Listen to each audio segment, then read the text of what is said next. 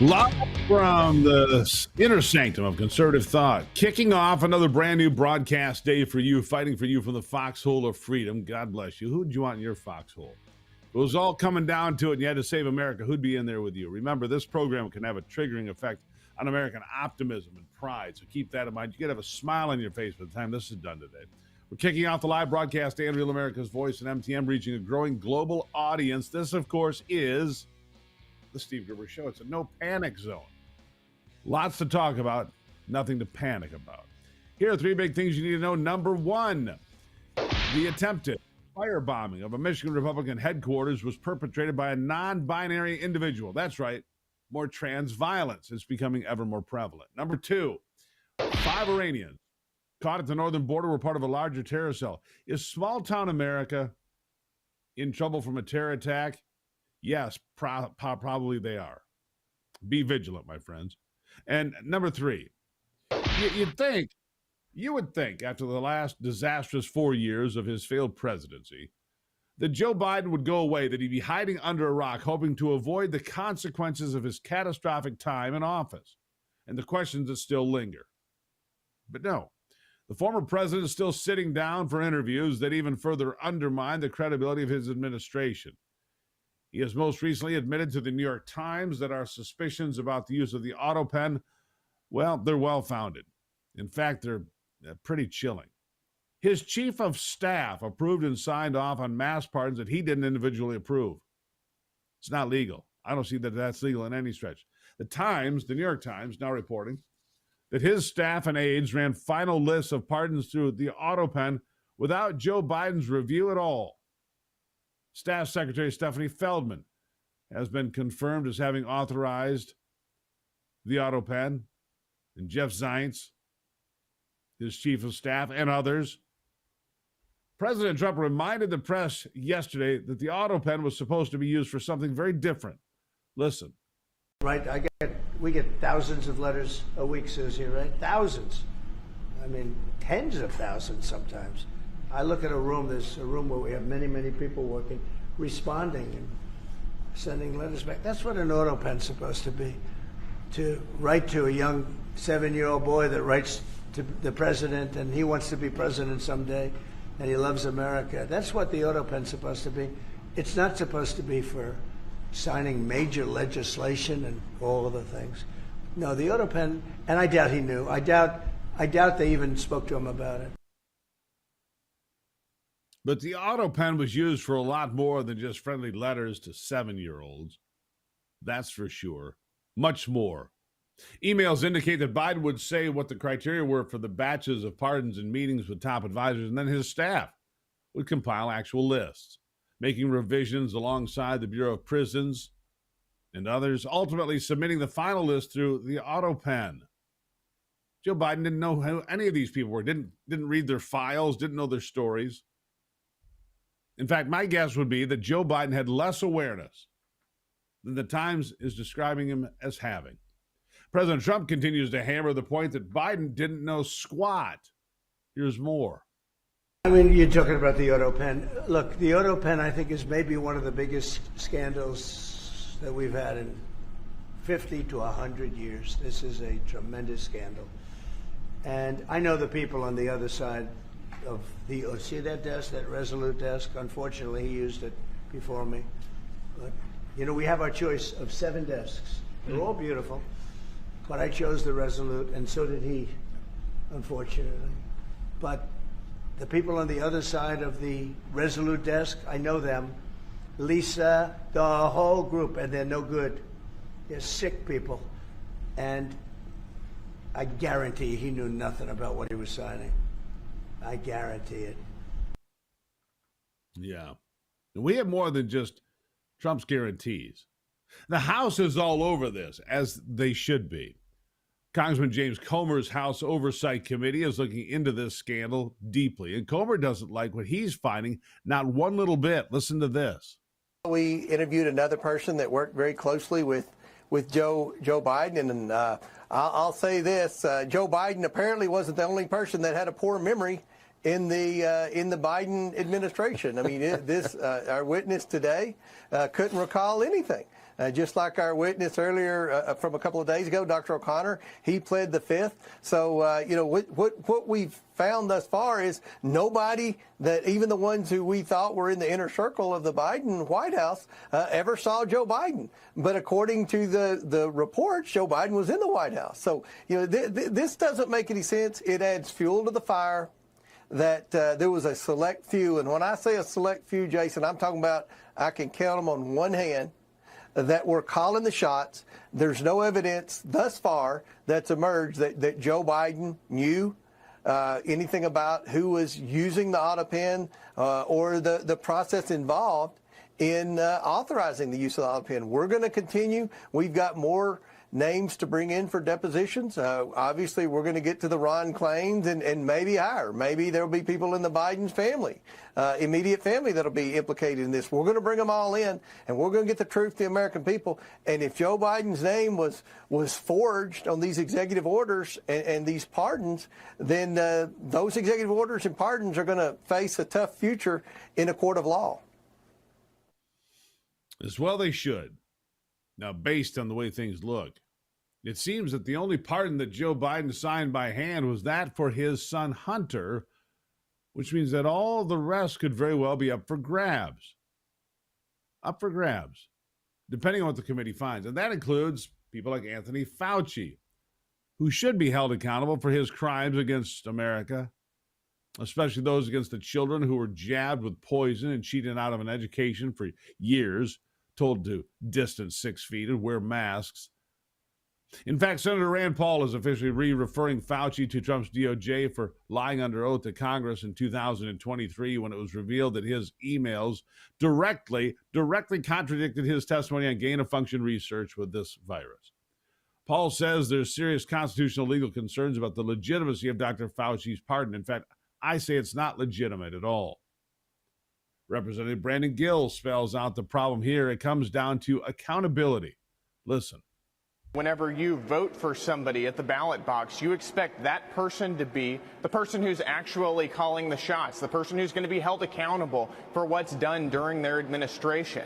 And as we're seeing here, not only did Joe Biden not approve of all of these pardons himself, but he approved certain criteria that a bunch of people would fall under. And as the White House learned new information, the White House team changed who was on those pardon lists without Joe Biden's knowledge and signed these pardons in his name without his approval. That's wrong. That is a major scandal. And listen, President Trump is exactly right. There were things done, legal things, pardons done in Joe Biden's name that he didn't know about, and that's wrong. Simply wrong. He nailed it there.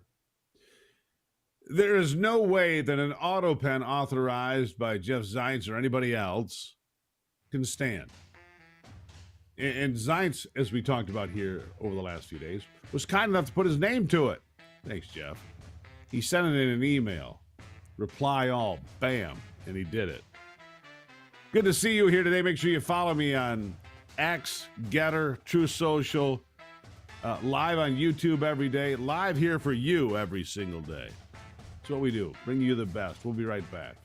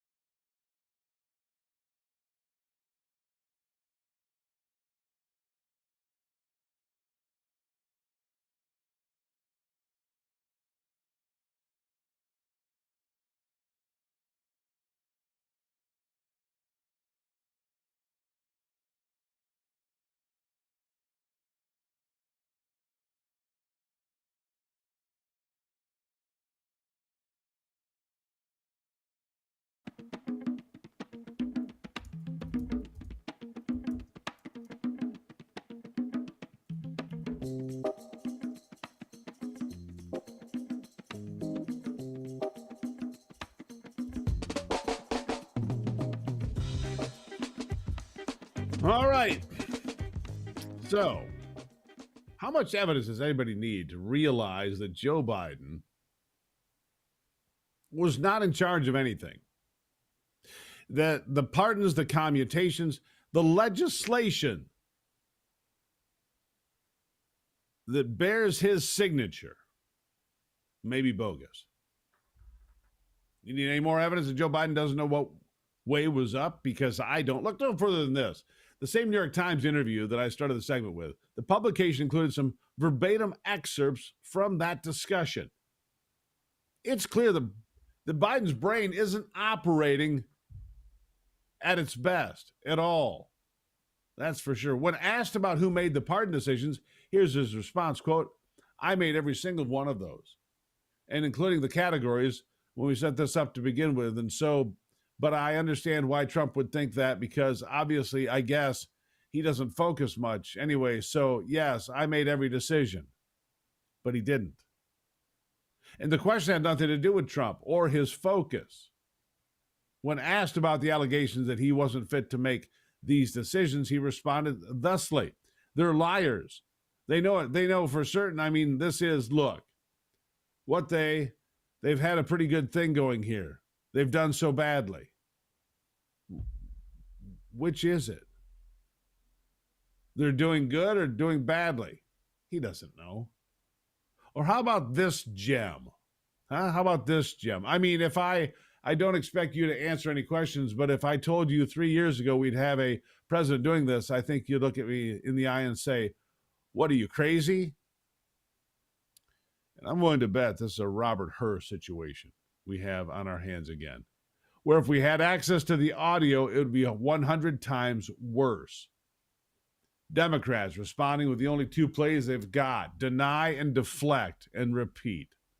Senator Van Hollen, Chris Van Hollen, your hero of mine, the guy that drinks margaritas with illegal wife beaters, denying that there's anything to the story. Here he is. I was just reading those reports this morning as well. My understanding is that, President Biden did look at these pardons, whether or not they came in classes of pardons, like these are people being pardoned because they had mandatory minimum sentences for certain drug offenses, and he didn't think that that was appropriate, that they'd served their time well, as opposed to each individual one. I will have to take a look at that entire issue. Yeah. And then here's NBC News, carrying water for those on the left by deflecting the attention onto Representative James Comer. They really thought they had a gotcha moment here as they go after James Comer, the guy that's digging deep and finding answers for you and I. They want to deflect and deny. Oh, and they want to turn on and smear and destroy. Don't forget about that. Here it is. NBC News conducted an analysis of the communications that the chair of the House Oversight Committee, James Comer, has used to bring in former members of the Biden White House to ask them questions about Biden's use of the autopen and his cognitive decline in office. And what we discovered is that of the 16 letters that Comer sent to these staffers, that they were all signed with the use of a digital signature, meaning that he did not actually sign these documents himself, similar to what he's accusing President Biden of not doing. Now, what he did do was use a wet signature, as it's called, for the actual subpoena requests for 2 Biden officials, including the White House physician Kevin O'Connor. But everything else was used with a digital signature. Now, that's not to say any of that is out of bounds. In fact, it's pretty common practice, not only in Congress, but in the executive branch, to use digital signatures or signatures that are not necessarily by the hand of the official who is signing them. But it is the crux of this investigation that the Oversight Committee is conducting, that somehow Biden's use of an auto pen or a signature that was not by his own hand thereby makes whatever he signed be invalid. And what we discovered over the course of this report is that the central tenet of this investigation is trying to determine whether or not Biden's use of an auto pen was because he was not in control of the decisions that were being made. They've already admitted that. Jeff Zients says, "I authorized the use of the auto pen for these pardons." It's in writing. NBC lying about it. Nothing but crap. NBC. Talk about red herring. The digital signature, which requires layers of verification to confirm the signer's identification of a House representative, is nothing like the auto pen. a machine that can be used at will by anybody with access of the sitting president of the United States of America. Additionally, there are no concerns about James Comer's mind or cognitive abilities, while there were enough concerns about Biden's within his own party to get him booted from the 2024 election. I mean, it's pretty obvious. NBC is real invested in investigating James Comer. Where was this kind of commitment to research when Joe Biden pardoned hundreds of criminals before leaving office, the most ever? Nowhere to be found, which is why I don't take any left-wing organization or politician's calls for transparency seriously. How can I? Deflect and deny. It's all they do when it comes to transparency about their own party. That's a fact. All right, well, the corrupt elites got rich off from crypto. Hardworking American patriots were, for the most part, left behind, but not anymore. Block Trust IRA is ready to change that, bringing the crypto opportunity to real Americans like you. With crypto fueling President Trump's America First economic miracle, now is your chance to join the movement. Their Animus AI trading platform runs 24/7, crushing old school strategies and helping patriots like you build serious wealth. Just like the elites, it's been named the #1 crypto tech platform by Bitcoin Magazine. Block Trust IRA offers up to $200 million in protection. Its clients seeing returns sometimes as high as 250%. Whether you teach, you're a truck driver, you're retired, or you own a small business, doesn't matter. This is your time. Get up to $2,500 in bonus crypto when you sign up now. How do you do that? Pretty easy. You can remember this one. Go to SteveGruberCrypto.com. SteveGruberCrypto.com. We'll be making retirement great again, and hopefully you'll be on that crypto bandwagon. You know, if you had invested in Bitcoin in September, you would have more than doubled your money by today. Pretty remarkable. I'll take a break and be right back. It's the Steve Gruber Show.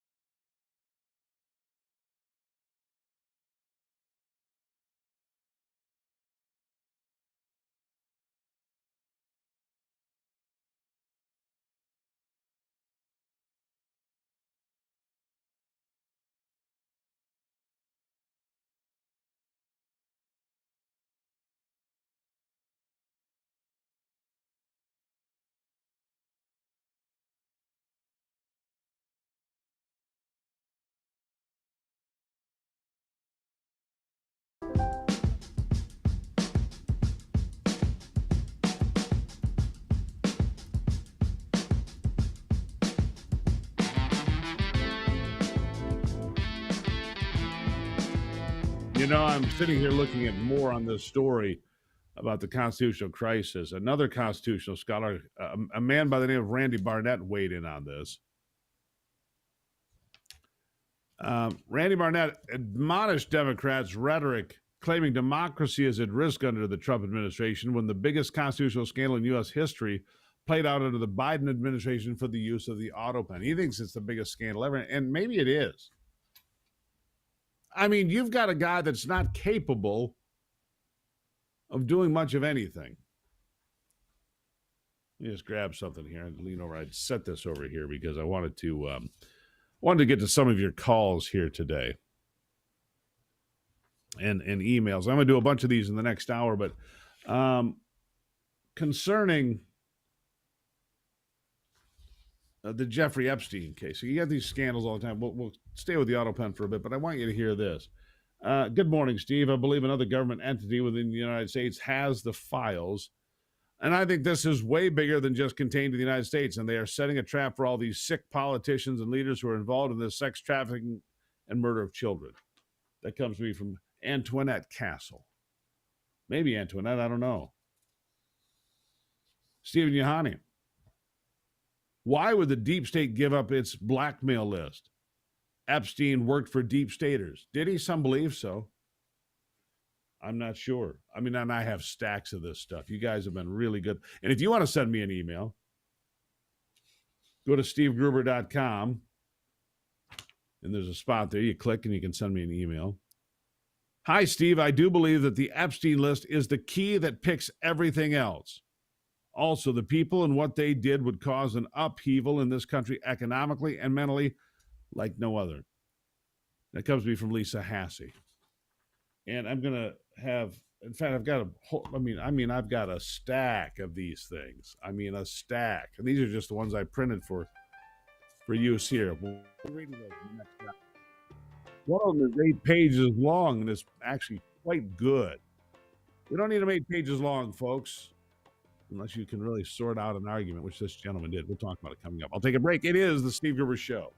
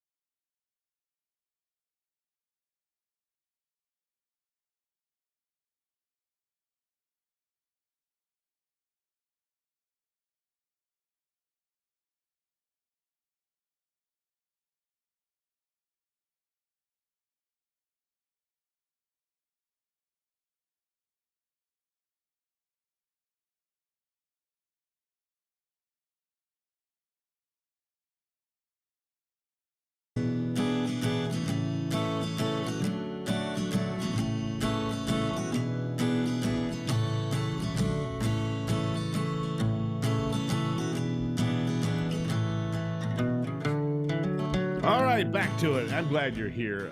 We've had a very busy week, right? I mean, this has been a big week for everyone. And it's, well, with so much in the headlines, and like I said, there's a whole list of things here that top of the page, consuming the news cycle. if they were by themselves. Instead, we usually have 2 or 3 or 4 going at the same time. They're all deserving of being the lead story, the lead conversation, the lead concern. You know that. Joining me now is Jonathan Butcher, that is, Acting Director for the Center for Education Policy, and Will Skillman, Senior Research Fellow in Education, and, of course, the Heritage Foundation. The Supreme Court ruling again that Trump can lay off people, federal employees, this time basically giving the green light to dismantling the Department of Education in great part anyway. He joins me now. Jonathan, nice to see you today. Thank you. Good morning. All right, so it's basically a green light. The Department of Education. Now, if I'm reading this right and understanding this right, and you can help me here, he being the president, cannot completely dismantle and unplug and close the doors of the education department forever, despite its blatant failures since the 1970s. But he can reduce it to just a skeleton, a shadow of what it ever was, reverting most of the educational priorities and policies back to the states. And they've made clear it doesn't affect money. It doesn't mean money going to schools or Pell Grants or loans for kids going to college. It doesn't affect any of that. It affects, however, how we educate our kids, sending them back to places like Mississippi, who are doing a great job teaching kids to read. Right, Jonathan?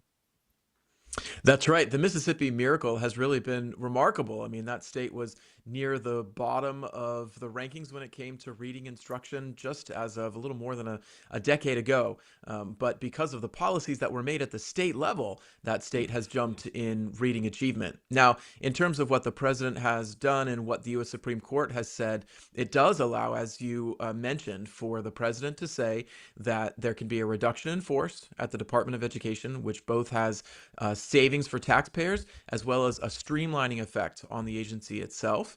And so that will remain. Now, look, for parents who are concerned about what this may mean for teachers and students, the vital programs for children with special needs, the programs for children in low-income areas, even student loans, all of these things are still going to continue.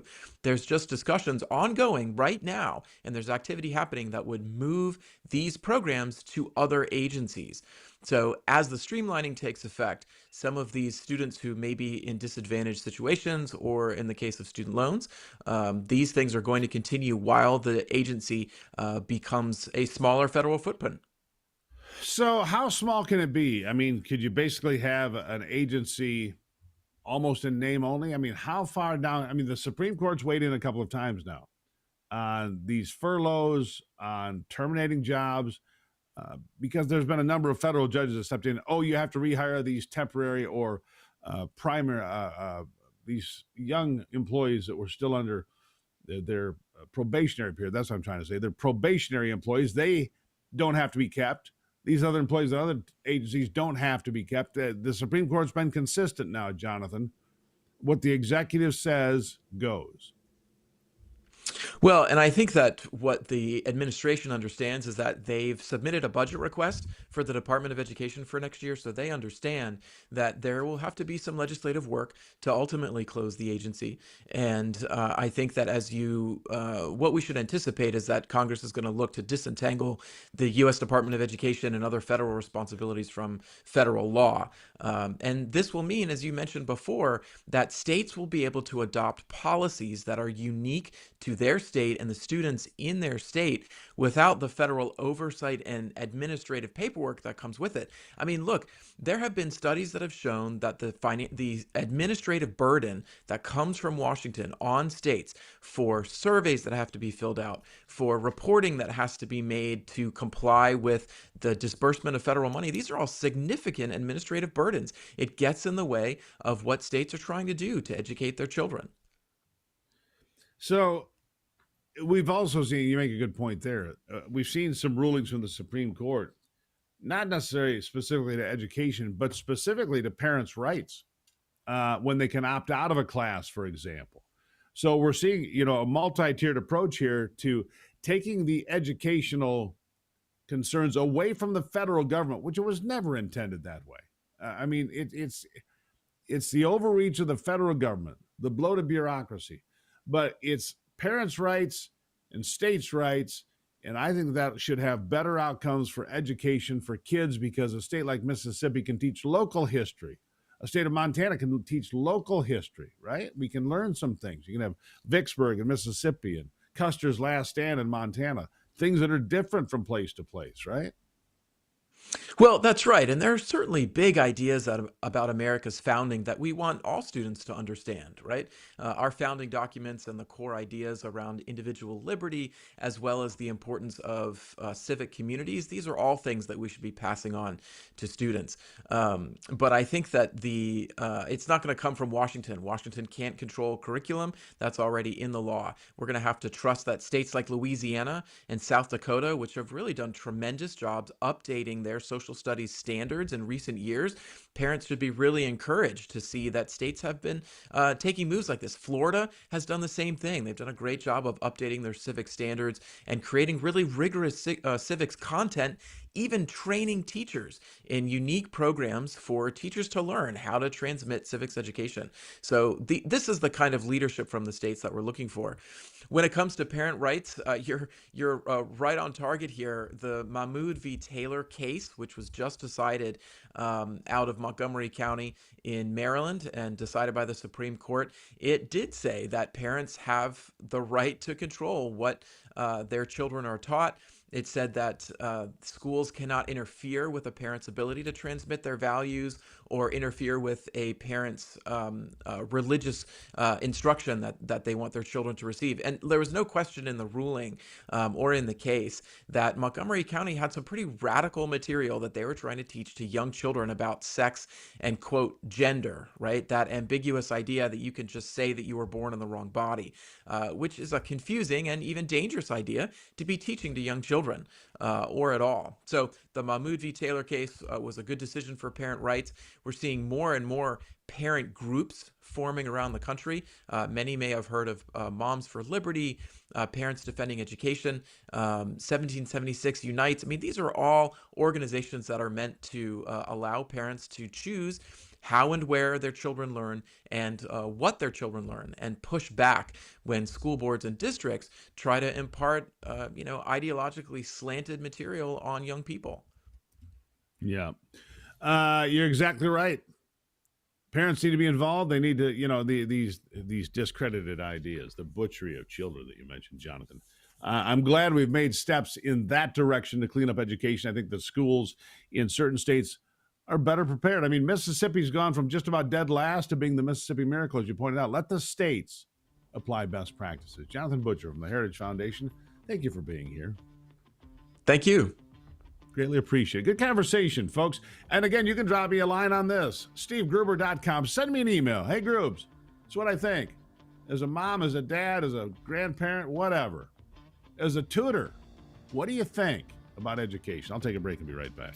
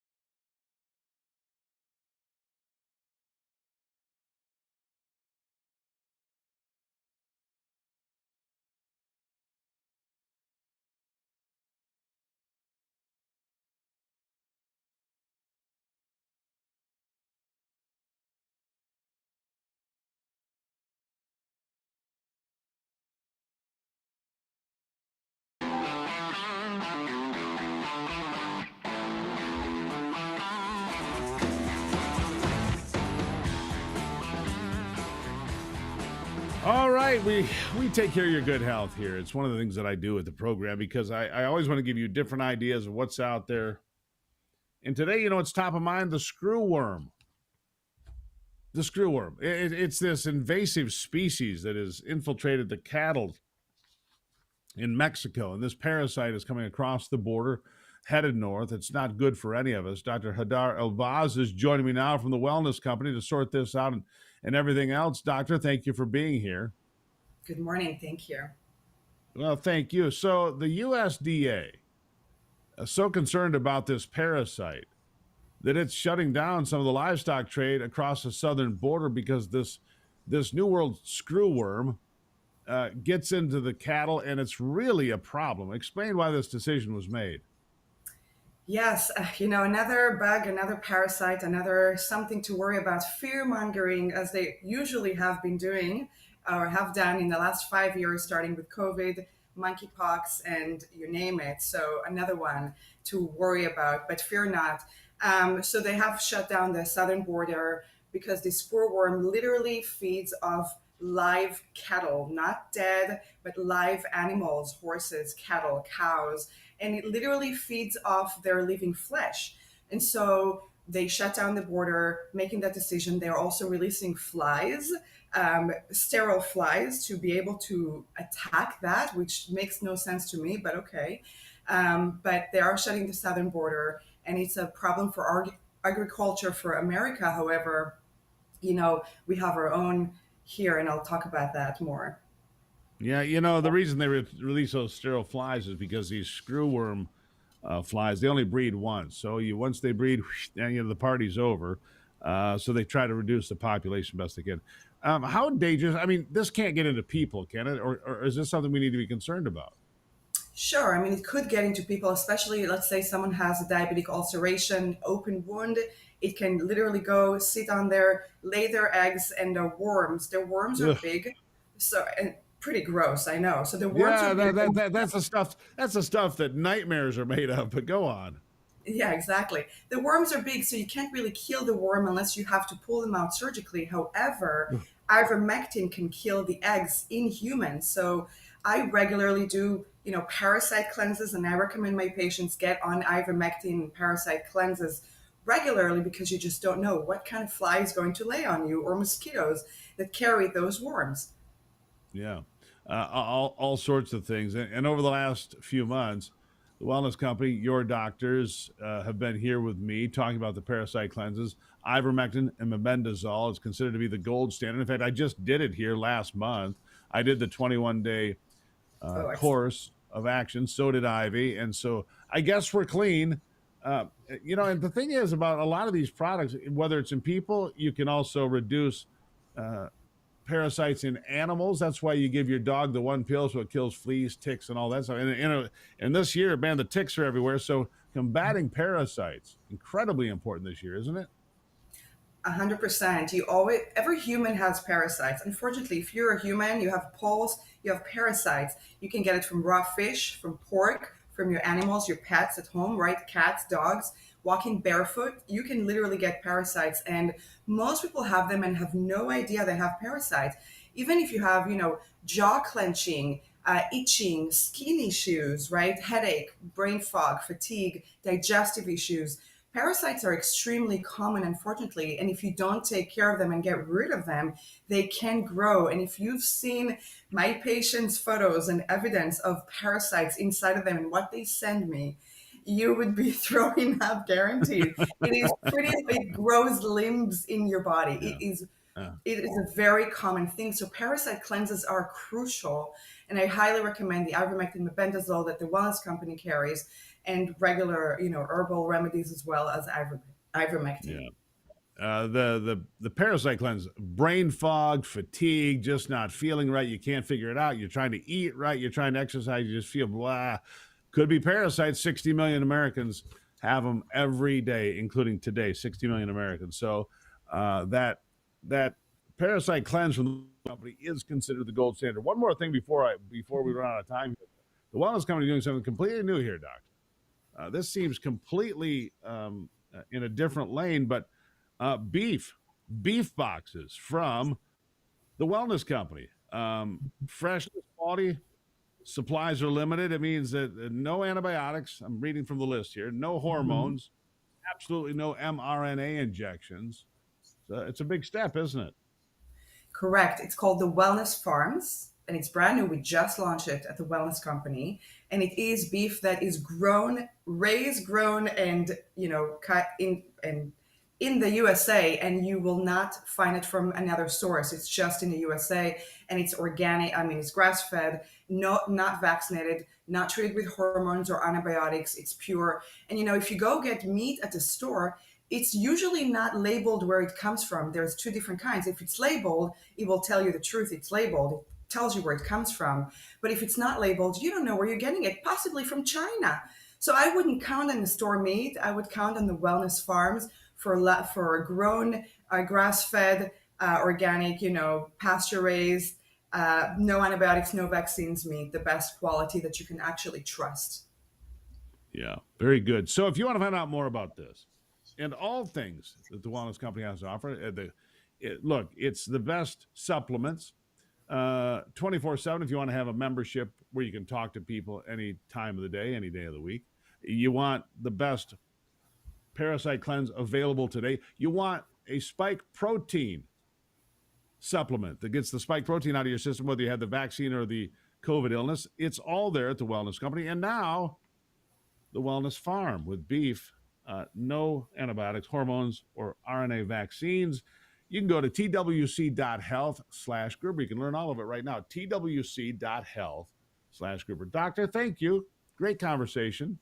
Thank you so much. Great being here. Thank you.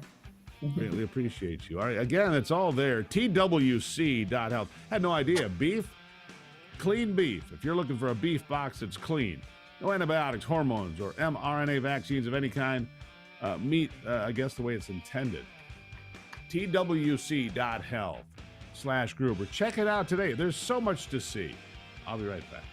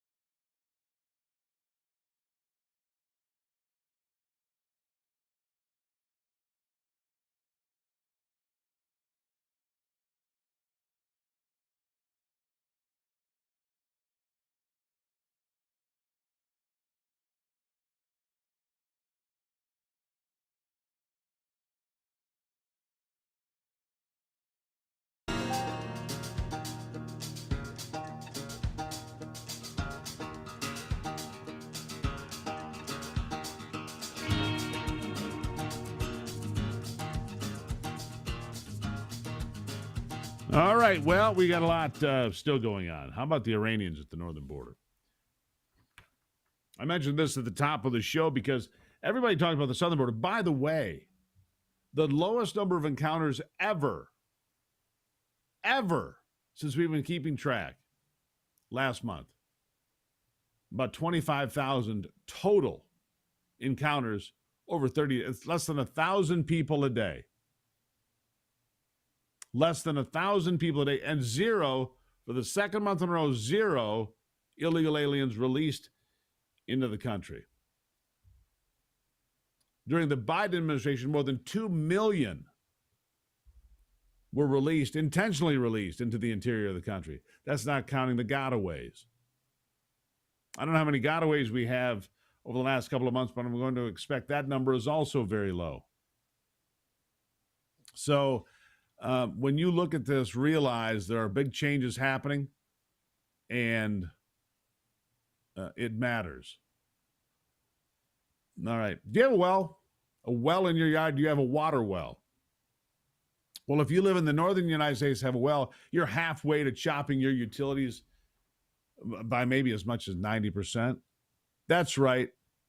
The hybrid geothermal system, Well Connect, can be added to your home's utility system in 8 hours, give or take. You'll cut your heating costs by half. Your air conditioning could be just about free. You'll extend the life of your furnace and cool your home more efficiently because this is an addition. It's an add-on to what you already have. To your furnace, your air conditioner doesn't replace them. But man, is it remarkable. It's a patented system. Thousands of them are in use. If you're a do-it-yourself person, you can put it in your house yourself. If you're not, have your local HVAC company do it. From Maine to Montana, Missouri, New Jersey, wherever you are, wherever it gets cold and you've got a well in your yard, Well Connect Geothermal, the hybrid geothermal system. Oh, and by the way, a lot of these government subsidies will run out by the end of the year because of changes from the big, beautiful bill. So if you want to save even more money, now is the time to do it. Go look. You're going to love this. WellConnectGeo.com. WellConnectGeo, that's G-E-O, WellConnectGeo.com. All right. We still got a lot to talk about here. A lot to talk about. Josh Phillip will be here about NATO facing political quagmire. He's from the Epic Times. He's up next here on the program.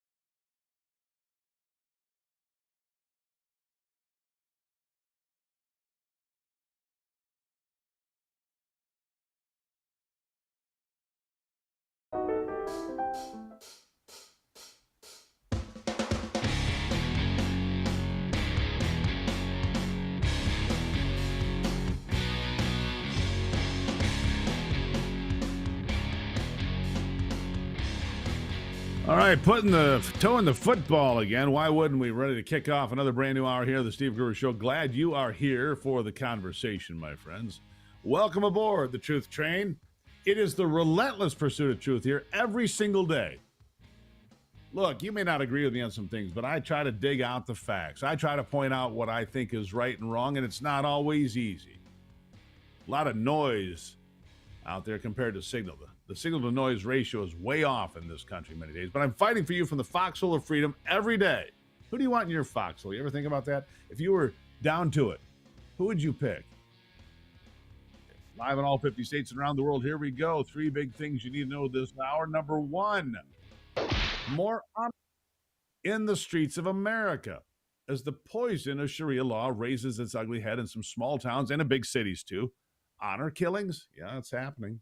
Number 2, is the biggest scandal of the past several decades. It's the biggest constitutional fraud ever in this country. That I believe, but we'll see how it goes. And number 3, different things here. We're going to get to the Jeffrey Epstein, the latest comments from everybody involved, but I want to start here. The fraud of the Democrat Party, and not just the Democrat Party, I guess, but of Antifa and those that support Palestine support or these protesters. Boy, you're about to learn something. Well, you're about to see the smoking gun. This is really important what I'm going to share with you here. I mean, we've known for a long time that George Soros and these folks pump out the money. They put it out there to support whatever cause. The Chinese Communist Party, of course, puts out its money to buy influence every step of the way, every day of the week. But how about this one? It's an outfit called Crowds on Demand. It's a real thing. It's a company here in the United States. Crowds on Demand. It's the Rent-A-Riot. I used to make jokes about, Al Sharpton and Jesse Jackson and their Rent-A-Riot. They'd rent a house and they're, where'd they come from? I don't know. We hate this. We hate Reagan. We hate Bush. We hate Trump. Whatever it is. Well, there's an outfit out there called Crowds on Demand. But in this particular case, they turned down the money. How much? $20 million. They turned down $20 million to create anti-Trump crowds, proving even the protests are fake, of course, but $20 million, well, here's the guy that runs the place. Here he is. Have the organizers of the July 17th demonstrations approached you? Interests aligned with the organizers of the July 17th movement have approached us. And in fact, we rejected an offer that probably is worth around $20 million. $20 million? Correct. I mean, this is a nationwide thing, right? It's not to say I would have made $20 million personally, but the value of the contract would have been worth around that amount nationwide to organize huge demonstrations around the country. But personally, I just don't think it's effective. So I'm not trying to call myself virtuous for rejecting it. What I'm saying is, I'm rejecting it not because I don't want to take the business, but because, frankly, this is going to be ineffective. It's going to make us all look bad. It's going to make us all look bad. $20 million. Now, understand, he's saying we would get paid $20 million. And then, of course, you have to pay the protesters, the paid protesters. They all get, here's $100 for you or $200 for you, whatever it is. The gross business was $20 million. He turned it down. Good for him. I mean, his take on it, probably a couple million. But can you imagine there's a place called Crowds on Demand? Unbelievable. Unbelievable. We're going to keep an eye on that story. Those protests are set for tomorrow here in America. What are they protesting? Who knows? The job that they have, they're professional protesters. And I say professional, if you're getting paid for it and you do it more than once, you're a professional protester. Put that on your resume. I'm a professional Antifa impersonator and protester. Well done, Johnny. When do you want to start? Okay. Let's see here. Back to the pedophiles. Back to the Jeffrey Epstein story that doesn't seem to want to go away. All right, so Tim Burchett, my friend, congressman from the great state of Tennessee, says the pedophiles need to be hung high, like Clint Eastwood would say, hang them high. He doesn't trust what's being said at the Department of Justice about any of it. He is so blunt here. Listen. Should there be an investigation or a special counsel investigation? I don't know. I'm not an attorney. I just find them guilty and hang them publicly. I mean, that's not over the top either. I'm over it. It disgusts me. I'm big on clarity and transparency, and that's good reason people don't trust government, either party. But you don't believe what the Justice Department is saying? I don't know. No, I don't. I don't trust him. He doesn't believe what the Justice Department is saying. Hang them in public. Pedophiles. He means it. It's a bit extreme. Or is it? Again, drop me a line, stevegruber.com. Tell me what you think. Or go on and follow me. We're live streaming right now at this moment on YouTube, on X, on Facebook. You just tell me what you think. Not my comments, a member of Congress. And he was asked about the Justice Department. Well, Pam Bondi, the Attorney General, rejected the notion yesterday that there's any disruption in enforcing the law because of all these dust-ups with Dan Bongino and everything else. Here's what she said. Yes, sir. Is there disruption at the leadership of DOJ and the FBI with your relationship with Dan Bongino that is affecting the operations of the No, I'm not going to talk about personnel matters. No, I was with Director Patel all morning, and we are committed to keeping America safe, making America safe, working with our incredible partners at DEA, FBI, ATF, U.S. Marshals to do everything we can to make America safe, and that's what we're focused on. And today, we're focused on protecting our kids. Yeah, focus on protecting our kids. I'm going to skip bite 5 there, Nathan. I'm going to go back to bite 3 here. I want to leave this segment with a positive note.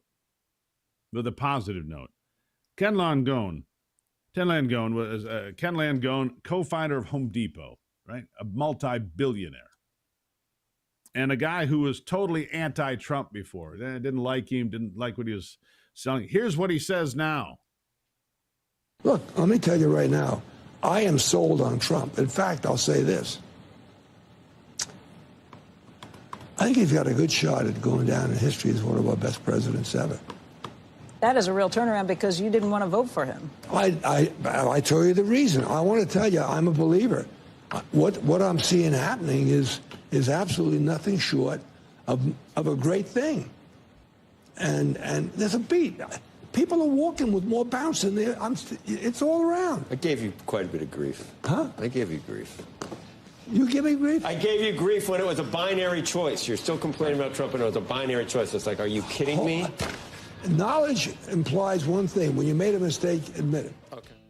Yeah, when you make a mistake, admit it. That was the last thing he said there. He's all in on Trump. I think his economic policies are working. I think a lot of us agree. There, we left it on something positive for you. I'll be right back on the Steve Gruber Show.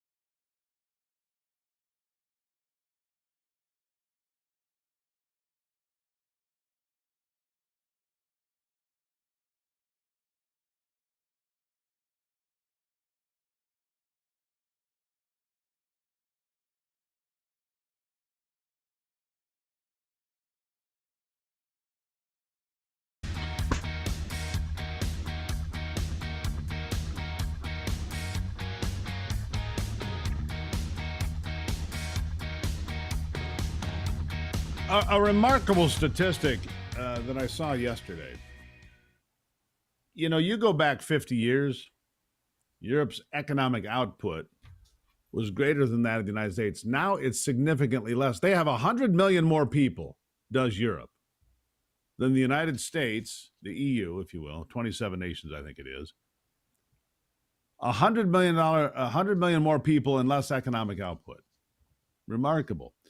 So here's what's happening now, and I'm setting the stage here for what's happening with Ukraine. Apparently, the United States is going to sell to NATO, which is basically the EU by extension, $10 billion worth of Patriot missiles and other military items. And then NATO is going to give those items to Ukraine. Great. We're not paying for it. That's the point. For once, maybe the first time since World War II, people aren't shooting stuff off, having their fireworks show, and sending us the bill. Josh Phillip, award-winning journalist, senior investigative reporter for the Epoch Times, joins me now. Josh, nice to see you again. Hey, great being here. Always good to have you. You also host a program, Crossroads, great program that you've hosted for a number of years. I should point that out. You can find that on Epic TV. Ukraine has become the quagmire, it seems, for the EU. Look, I maybe I'm wrong here. Steve Bannon thinks I'm wrong. Maybe I am. But I don't believe that Russia is going to go into Poland or anywhere else. I think that they've proven they can't get through Ukraine. How they would set their sights on other countries in Europe or NATO countries, triggering Article 5, I think is very unlikely. But here is, I mean, the EU, NATO, they're going to sit here and fight with Russia for what, another year, 2 years, 10 years? If we can't get peace in Ukraine, it's just going to drag on like a meat grinder, about 1,500, 2,000 people dying a week, sometimes more. What do you make of all this?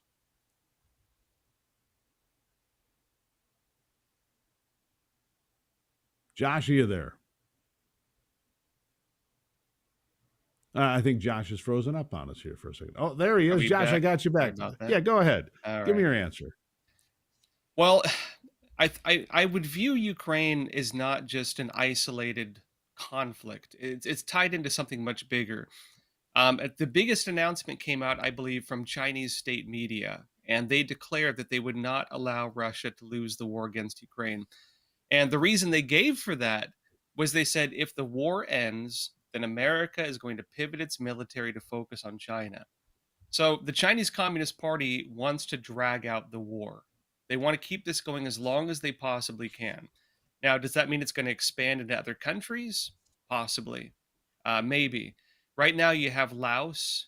Laos is actually sending troops to go fight in Ukraine. The CCP is, of course, very close to Laos. I don't know what Russia's benefit in this is. I think they're just basically throwing their guys into the meat grinder.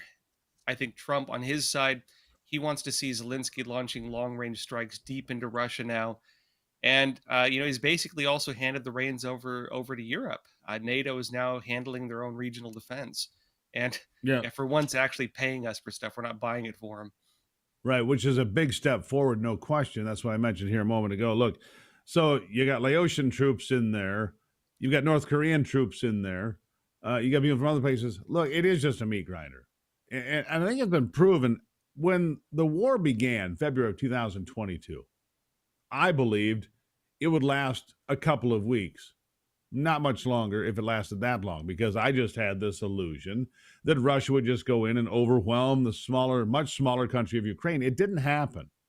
And to me, that's very indicative of a long corrupted system, the Soviet system, and now Russia, which is communist Russia, however that works. Look, a long history of corruption, they're not prepared for a war. They can't do it, but they still have the biggest nuclear stockpile in the world. And if get pressure, they could do something with that. China is our ultimate enemy. I agree with you on that. China is our ultimate enemy, and they're trying to weaken America. But in this regard, it seems that they're helping us to stockpile our weapons because we're refreshing our supply. That's what we're doing, isn't it? Well, it's mixed. The statement shortly before Trump actually came out with this big announcement, we're going to be selling them weapons, was that America's stockpiles are actually dwindling. We're running out. Now, part of that is, of course, we were supplying Israel's missile defense system, and of course, for a long time, supplying Ukraine. But they haven't apparently been they have not been replenishing stockpiles as we've been giving them out and using them. This ties into a bigger problem the United States has right now, which is lack of military production. We don't build enough ships, we don't build enough missiles, we don't make enough ammunition. And you could say part of that also ties into the bigger problem, which is we also don't have enough rare earth minerals. This is something America will need to start focusing on. I do think the Trump administration, they have signaled they want to maybe Well, I need start to up correct you on these that. I do basic need to. wartime production. I need to correct that. We have plenty of rare earth elements. We've got as much as anybody in the world. We don't have refining capacity. And during the Biden administration, for example, a big pile of that stuff was found in northern Minnesota is one example, and they immediately shut it off.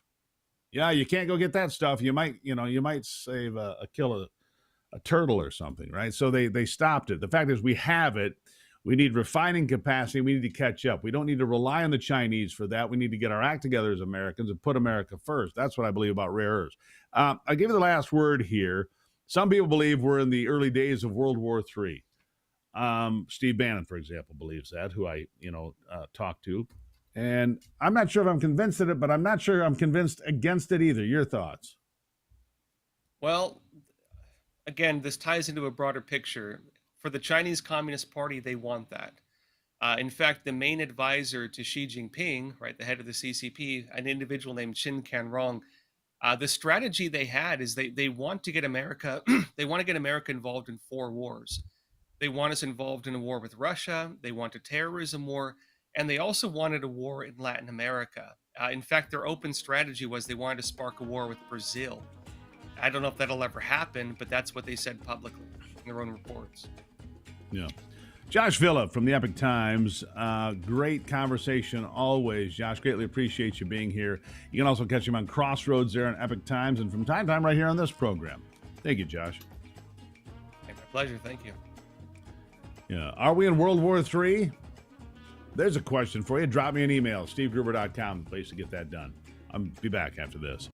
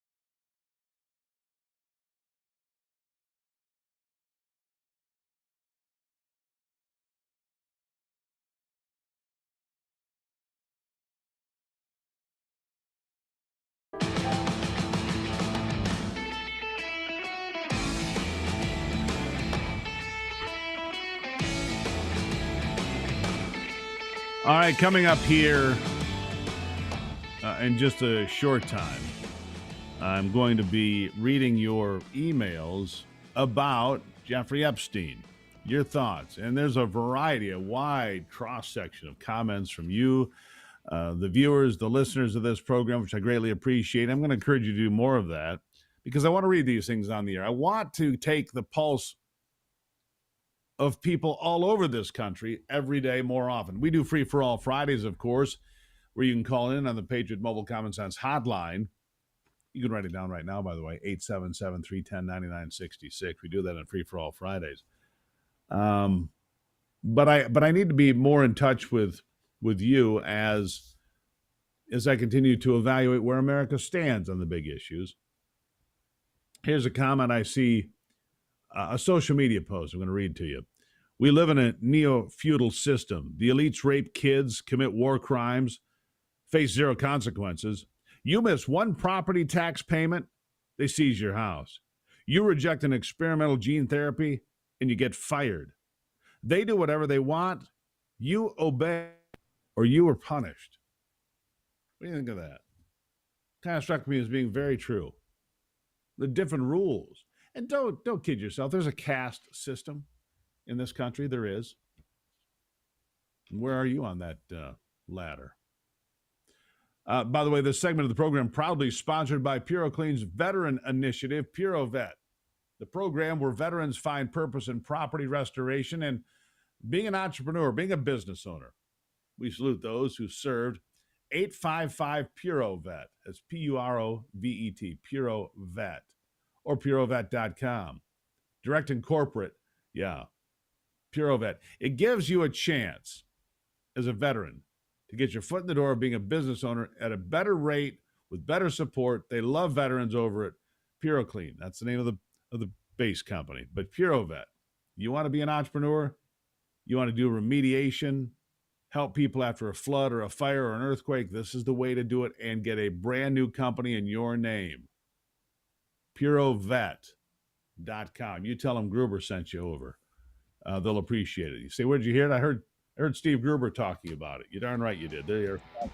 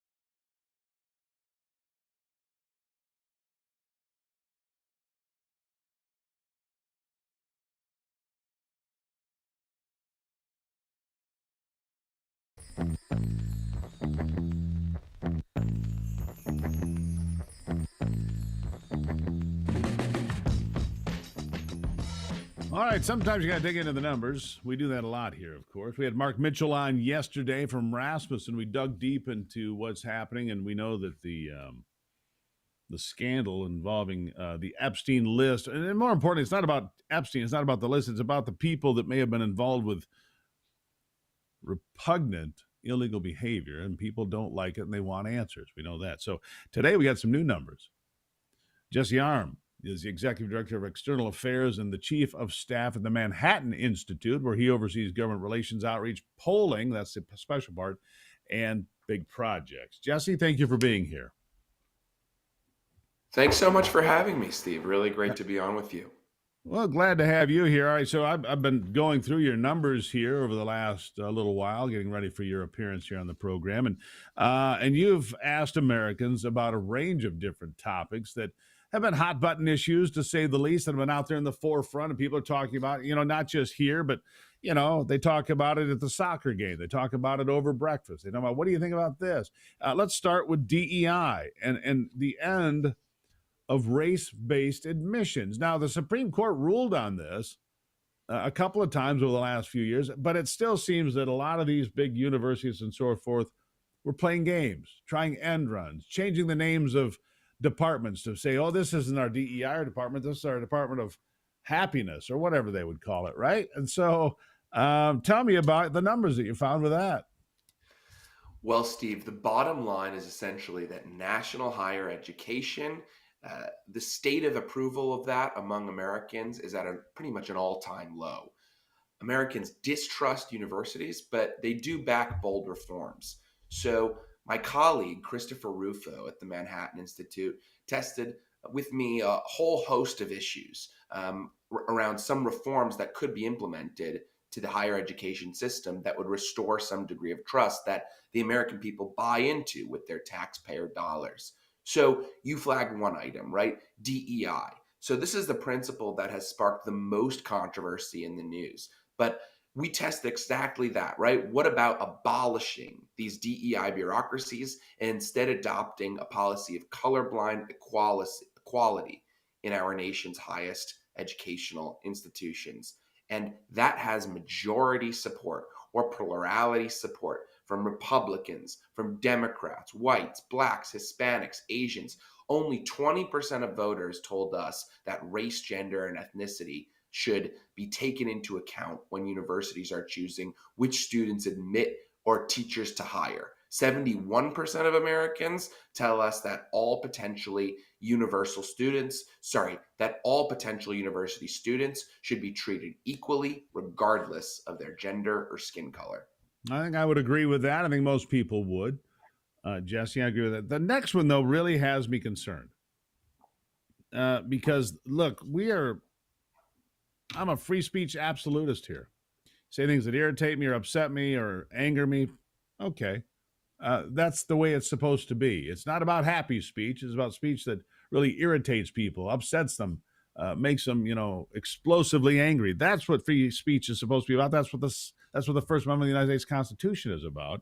But you found only 51% of the people, barely half, think free speech matters. That frightens me. Yeah. Americans do believe that universities should support free speech. More than half, 51%, like you said, Steve, told us that universities should protect free speech even if it offends, while only 36% say it's more important for universities to protect students from perceived offense or harmful speech. We should note also that I think another 13% or so were unsure in our survey. But the really interesting metric on this is that a majority of Democrats actually did tell us that they should protect free speech, even if it offends. I think something like 54% to 36%. And Republicans are now actually more evenly divided on that question, which is something that our party and movement should grapple with. All right. Well, maybe the next one will get us where we need to be, because about 2/3 of people think that we should restore academic rigor. Look, great inflation, when you're talking to people, there's no great inflation. Let me tell you something. When I graduated high school, my high school class was about 150 people. There was one 4-point student. He went to Harvard. Fast forward to my first daughter graduating high school in 2008. There were 15, same size class, same school. 15 out of 100. So 10% of your class had perfect 4 points. Now you fast forward, these kids are graduating with 4.1, 4.2. We didn't have 4.2. The great inflation is real. We're not being serious when we give kids 4 points for showing up to school, basically. So academic rigor is important, and maybe that would help restore the idea of free speech in America, among other things. Your thoughts? I think a lot of these Americans could not be blamed for the fact that they're now taking a good hard look at these universities and determining, is it even worth it? We're handing over mass amounts of cash, mass investments to these institutions that are telling us that our kids are going to have a better future as a result of the money we hand over and the experience that they go and have. But it's not being borne out. These kids are walking out of these institutions with hundreds of thousands of dollars in debt, a degree in gender, queer, Africana studies, and it's not taking them anywhere in life. It's not putting them in a position to earn a salary where they can pay down their loans. So this is a real problem. But when I think about academic rigor, and I think a lot of the concepts that we tested and polled really well in this poll is to say, yeah, the median American thinks if I'm sending my kid off to college, he should be learning in textbooks about old dead white guys. The bottom line is that it's not a microaggression to teach kids about John Locke or Rousseau in a civics class. Yeah. I agree with that. We need to restore academic rigor. We need to educate our young people. People like Jefferson and Washington were very clear, and all these folks, Hamilton, you had to have a well-educated electorate. I mean, that was part of the foundation of this country. You had to have we have, as they're called, low information voters. I just call them dumb people. You can call them whatever you want. They're just dumb people but they get a vote just like I do. Enforcing civil discourse. What is it? Hate speech is what I get out of this. Last bit of numbers here. Go ahead. The bottom line is that the American people are done with the essentially domestic terror campaigns that have overrun American campuses in the last year. They tell us that, wide majorities tell us that they're comfortable with police getting involved to disrupt encampments that are illegal, and that I think at 67% agree that schools should expel students who try to squash civil discussion by disrupting events, occupying buildings, and calling for violence. So all this chaos and turmoil that we saw play out since, say, October 7th of 2023 on these campuses, adult acting like children, kicking and screaming because there are students and faculty on their campuses who don't agree with everything they're hearing from their favorite TikTok influencer. It's not an excuse to break the law, and the vast majority of Americans agree. Jesse, good stuff here today. Kind of fun. Greatly appreciate you bringing it to us. Thank you so much. Appreciate you having me. Let's get our higher education system back in order. Amen to that, my friend. Let's teach people, not indoctrinate them. I agree with that. Jesse Arm, greatly appreciate that from the Manhattan Institute today. Those are fun numbers. What do you make of all that? All right, when we come back, I'm going to be going to the mailbag about Jeffrey Epstein. Don't move.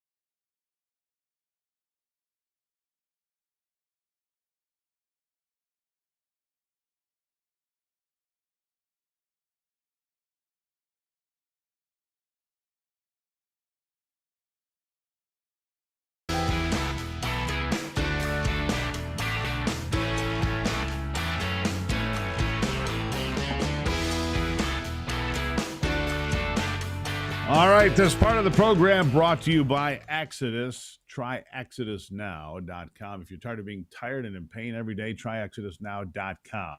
Exodus, a natural holistic supplement that combines 2,000 years of ancient wisdom with modern science. It features 7 biblical ingredients: frankincense, myrrh, cumin, paired with the groundbreaking benefits of molecular hydrogen. It's designed to soothe joint and muscle discomfort, boost your energy, and reduce inflammation, man, and clear up your head. I take it every day. I know, because Ivy says here, take this.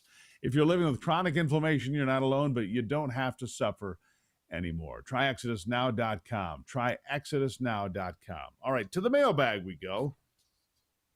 And the primary question is Epstein. From Bobby Hanks. Concerning Epstein, let the bodies hit the floor. All right, he says, put it out there. Kyle Fannin writes this. First mistake he made was getting rid of Elon Musk. Started going downhill there. I don't know what's going on unless he's just got too many deep state in his ear. He doesn't realize it, or they're telling him they've got something on him or some of his family. I don't know which one of those two things I think. Let's hope he comes to his senses, because he's not in his presidency when he's in the middle of a revolution, whether he knows it or not. All right. Vicky Hilliard writes this. Hi, Steve. I agree with you about the Epstein list. I believe that the deep state tampered with that information as soon as they knew Trump won the election. They're trying to make him look bad again. Imagine that. Imagine that. Comey and Brennan need to be held accountable for all of their corruption. Love your show. Vicky from Pittsburgh. Vicky, I love you. Thank you for watching. Greatly appreciate it. If you want to send me an email, stevegruber.com, the place to do that. Haven't gone to the mailbag in a while, but I'm glad I'm pulling them out a lot. I mean, I had literally piles of emails on this topic. I mean, just you flooded me. There used to be a day when I try to respond to all the emails. I apologize if I don't now, because there's just so many. But I appreciate it. So we try to pick as many as we can. Here from Clyde Braun, I get this. The more you defend there is an Epstein list, the more you cry Russia, Russiagate, the laptop from hell, etc. You're doing a disservice to America and we the people and everything you and we stand for. You claim full transparency, and this is to Trump, not to me. You claim full transparency, but your base feels you have now become what you swore to destroy, the deep state, the swamp. This could be your own demise by your very own hands. The ball's in your court. You know, or have a gut feeling knowingly what is right to do. Initiate a special prosecutor, investigator team to identify those involved with the misuse, abuse of children. That's what it comes back to, children. Utilize the video footage, the plain manifest, place names with the minor and the abusers, and then empower a grand jury. Indict and prosecute them to the fullest extent of the law. If you don't, it will make anything any other president in the past has done trivial. I hope and pray you do the right thing for all the minor abused, for your grandkids, for my grandkids, for the kids. The Jeffrey says it's the Mossad. Well, I don't believe that. I'm sorry, I'm not buying that. He was arrested twice. If he was actually a deep cover agent, that would not have happened. I don't believe. And he wouldn't have gotten that sweetheart deal necessarily when he first got jammed. Let's see here from Ron Triplett.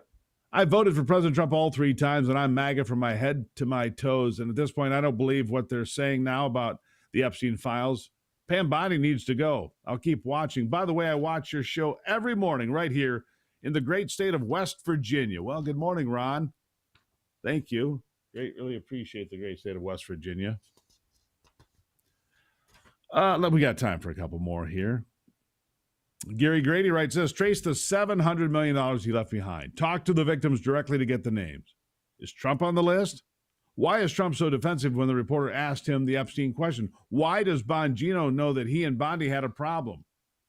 There are so many. Why no arrests when the anarchists continue to damage government property and throw bricks at police? That is not true to say that the Dems were in power and would release the names. More than half the names are members of the party of liars. Their buddies are in on this, as well as people on our team. That's the problem. It affects everybody potentially. Let's see, a couple more. Loris Brooks. Loris writes, briefly, as as I have to leave for work. It's all very confusing, but I think you're spot on. The corruption is so bad. I doubt that any of the files on Epstein are not corrupted, and as you said, it's a landmine. MAGA needs to focus on what can be done to return our nation to wholeness. And then there's this. Why are we still talking about Epstein? Why? This is to Trump, by the way, from Kim Lehman. Why are we still talking about Epstein? Why are you still talking about Rosie O'Donnell? How can you show compassion for the girls in Texas and nothing for the girls on Epstein Island? What happened to promises made, promises kept?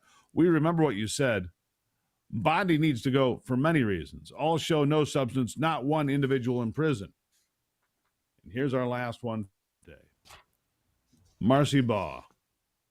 Epstein files, just a theory.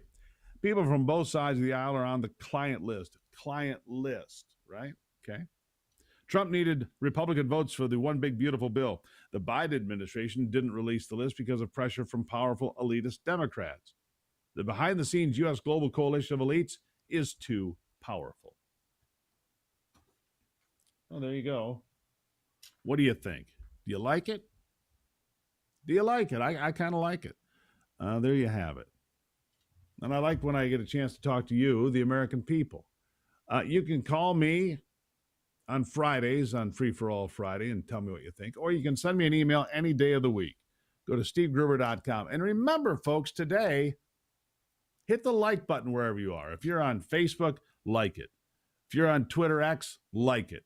If you're on YouTube, like it. Send comments there, too. I try to cruise through the live feeds, the streaming feeds, to say hi to people when I can. Not always possible. If you're on Getter, like it.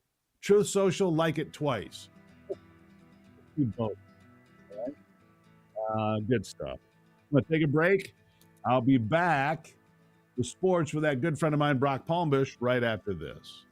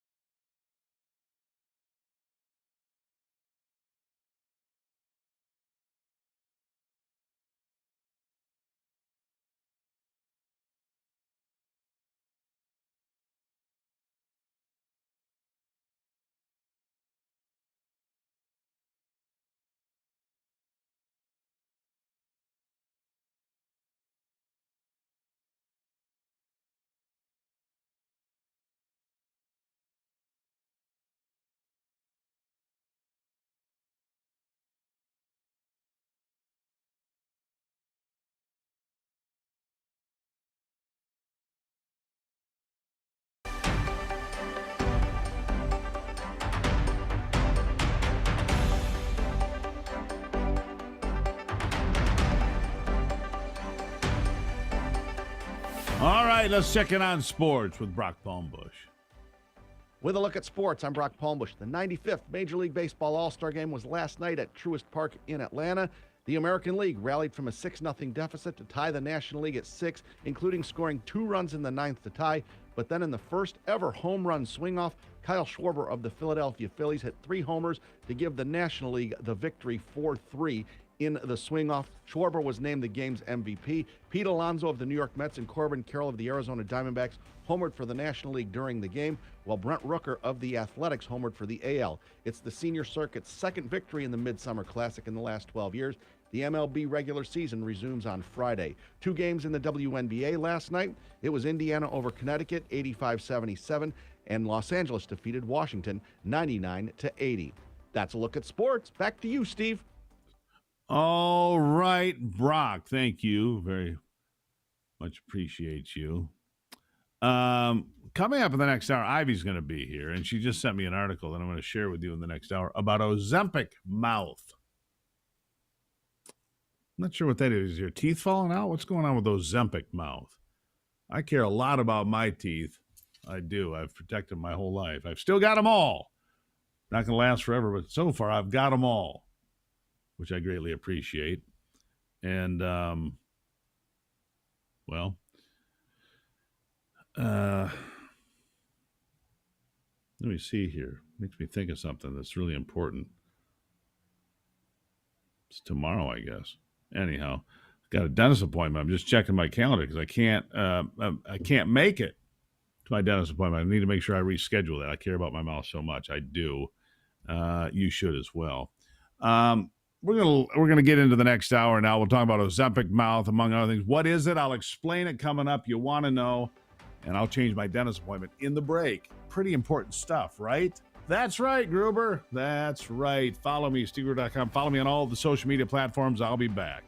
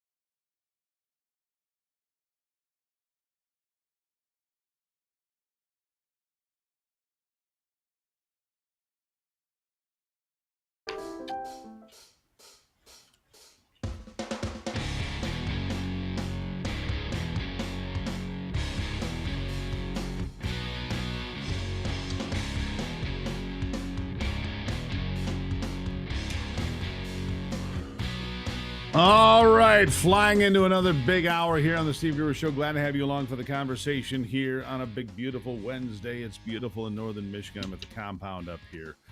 Same question persists, though. Who would you want in your foxhole of freedom? I'd like to have you there with me, that's for sure. We do it for you every single day. Free speech matters. Sorting it out matters. That's why we work so hard, is for you, the listener, the viewer, the participant, the person that sends me an email. Here are three big things you need to know this hour on the program. Number one, Detroit is going to spend $7.5 million representing the homeless. Number two, believe it or not, in Michigan, 21,000 car thefts last year. 21,000 cars stolen in the state last year. And I'll get to that. And number three, the State Department. All these cuts that are going on, now approved by the Supreme Court of the Trump administration, taking 3,000 jobs out of the State Department. What's weird when you learn about it, though, is that they didn't know how many people worked there. They couldn't figure it out. They couldn't figure out how many people were on payroll at the State Department. Now, if it's true at the State Department, it's true at every department. Here's the quote from a State Department official. It took us 3 months to get a list of the people that actually work in the building. They couldn't tell you how many people worked here. It's sort of scary as a taxpayer and as a public servant to think that we don't even know how many employees we have. This is a national security agency. Who are these people? They don't know. That's a great. Who are these people? They don't even know. The reorganization will result in the department with about 3,000 fewer employees. Around half of those took voluntary buyouts. The other half were given reduction in force notices, RIFs. A handful of Marco Rubio's closest advisors evaluated over 700 domestic offices within the State Department. 700 domestic offices. Submitting reduction in force notices to employees in those they found to be duplicate or inefficient. The idea, officials said, was to put a maximum of 12 clearances on any piece of paper, meaning documents would go through 12 layers of approval instead of 50. 50 layers of approval, really. The department had dozens. Listen to what I'm telling you here. Waste, fraud, and abuse. You tell me here. The department had dozens of different offices handling human resources. And when a new employee was hired, they were accepting fax records on their past work with other agencies. It's crazy. The department was tasked with so many critical diplomatic national security functions with a $50 billion budget, and it runs itself that way. 3 separate offices dealing with sanctions, 2 handling arms control issues. Some of these regional offices within this sort of functional civil liberties, civil society, bureaus of democracy, human rights and labor, population, refugees and migration. And every one of those had their own regional office in addition to the country desk, regional bureau. Every independent bureau and office had its own executive directory, its own HR department, its own payments.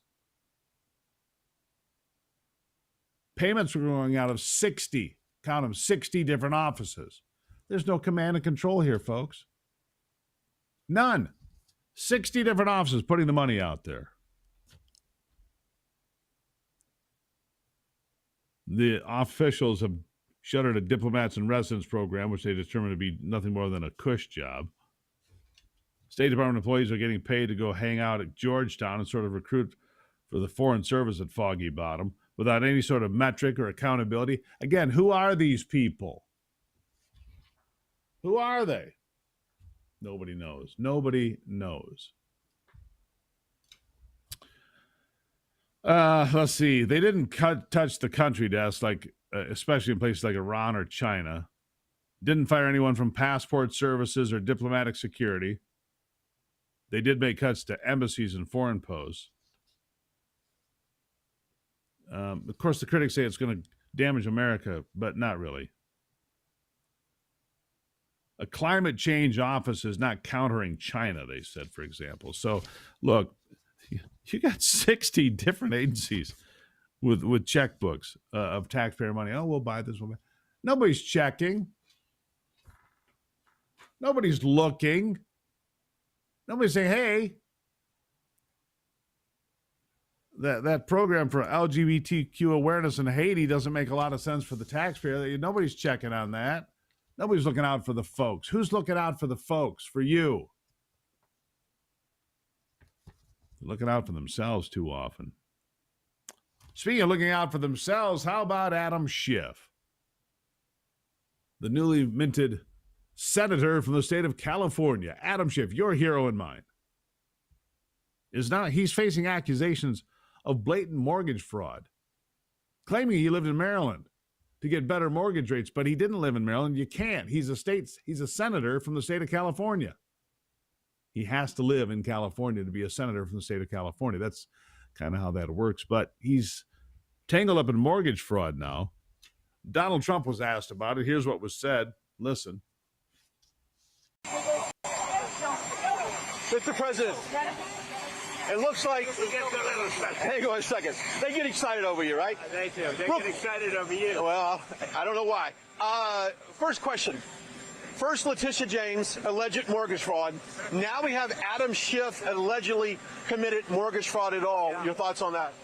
Well, I just saw it, and I think the thing with Adam Schiff is very serious, and I think what they have on Letitia James is very serious. That's a very, very serious situation. But I have to leave that up to the district attorneys and to the prosecutors and to the attorney general, most importantly. Did Letitia James have a law license based upon the alleged violations of mortgage fraud? Well, they look pretty open and shut to me, but, I'm not the jury. I'm not the jury. No, looks very serious. And Adam Schiff looks very serious. Look, he's a sleazeball. Everybody knows it. And I was a little surprised. I thought he would have covered his bases a little bit better than that. Adam Schiff is a lowlife. He deserves what he gets. Let's talk about the Genius Act that you just pushed out. Let's talk a little bit about that. Yeah, we're going to do that, and we have great support for it. It's a beautiful act. It's the Genius Act is a beautiful act. I even like the name of it because we need smart people in our country. Yeah. The Genius Act, he loves that. He does. The next thing I'm going to have to wait on, but I can tell you this is interesting. James O'Keefe, Project Veritas, he founded that, then got run out by his own company. Hate when that happens. Happened to me once. You start a company the company I got run off still going 10 years later. Of course it is. But the O'Keefe Media Group founder, because that's what he went on to create, O'Keefe Media Group, OMG. He got a Johnson & Johnson scientist, one of the lead scientists on the COVID vaccination, to admit they weren't safe and they were not effective. They were not safe and they were not effective. What if Esquire Bob would help me out with, a lawsuit in that regard? Just saying. Bob, need to talk about these things. I'll take a break. I'll be back with Ron Rademacher. It's a beautiful day to talk to Ron coming up.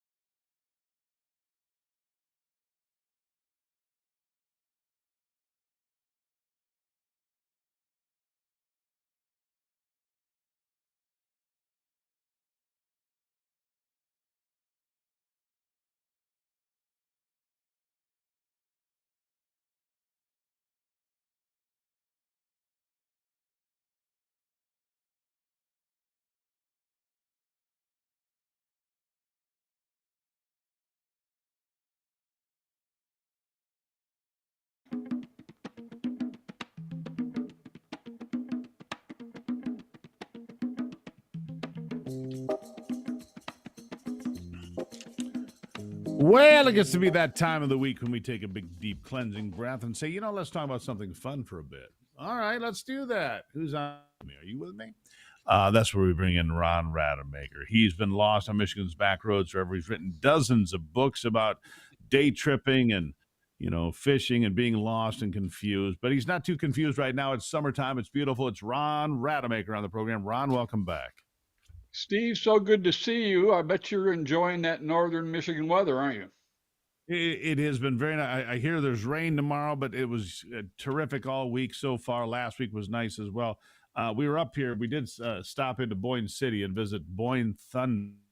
A little rainy on Saturday last weekend, but boy, those boats are incredible, and it is thunderous. I'll tell you that.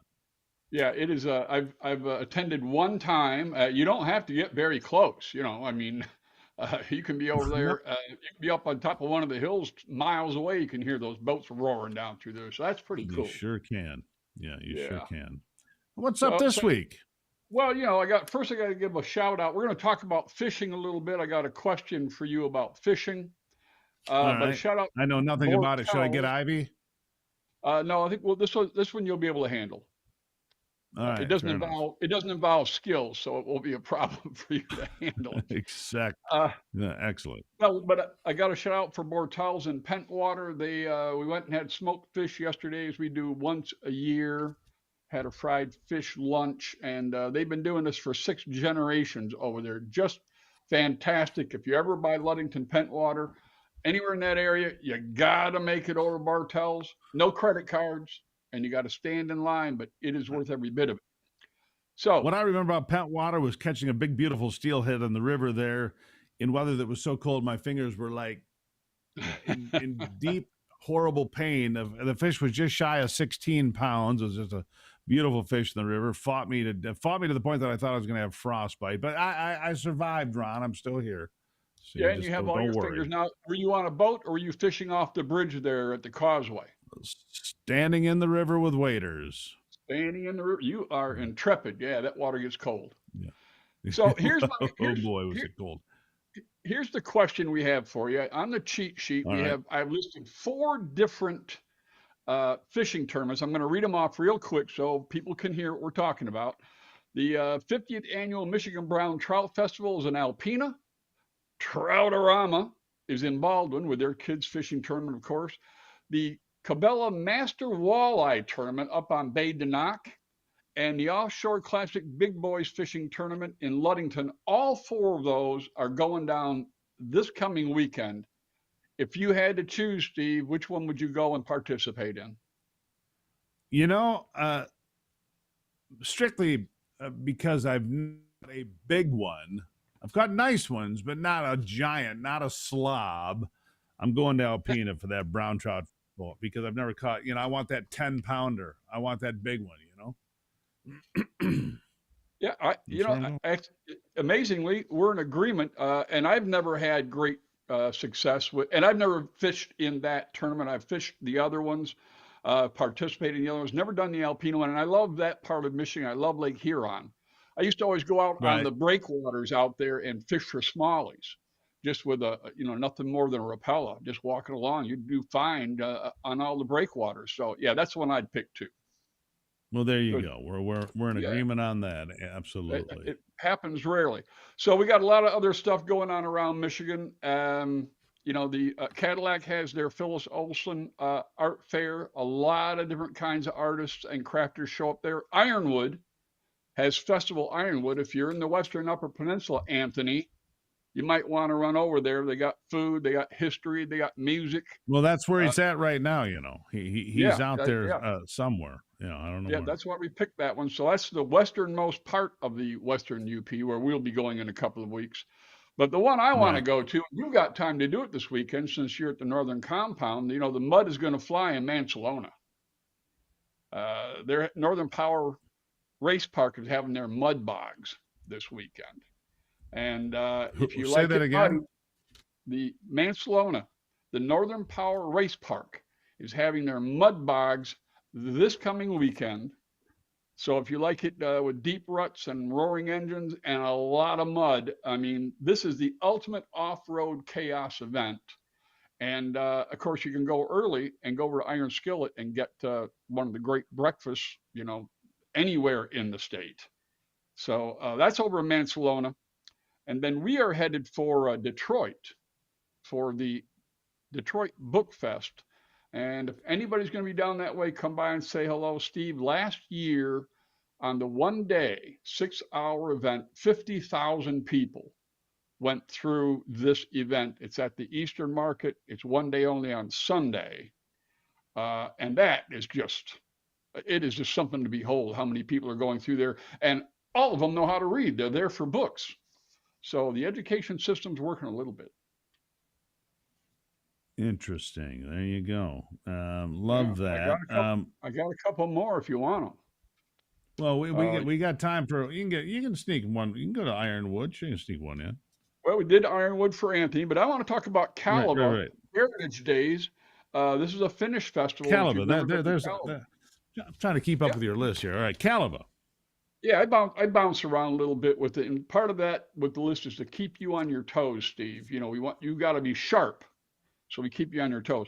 But you can tour the bottle house over there in Kaleva, and this is a house that's built entirely for 60,000 bottles. It's now I've seen pictures. It's really worth going through, and it's the museum now. So if you get a chance to do that, and coming up next week, we'll be talking about some things going on in the UP, and I want you to be thinking about, Steve, if you can remember, which is your favorite county fair in Michigan? Because they're coming in up Michigan. Yeah, the greatest fair on earth, of course. Hillsdale County Fair, the greatest fair on earth. Hillsdale County Fair, that's the one. Okay, there's a vote for the greatest fair on earth. All right, MichiganBackroads.com. Send me an email. Let me know which one your favorite county fair. We'll bring them up. All right.